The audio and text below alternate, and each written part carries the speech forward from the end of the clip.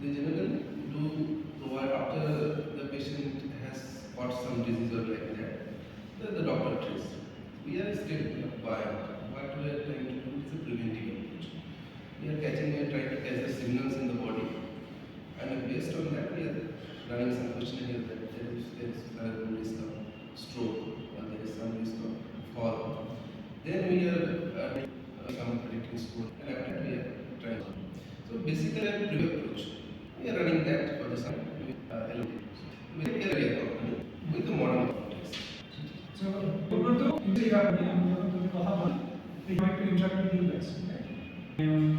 And Simulta হচ্ছে Simulta একটা ওষুধ দোকান আছে যেখানে দেবব্রত মানে গিয়ে বসে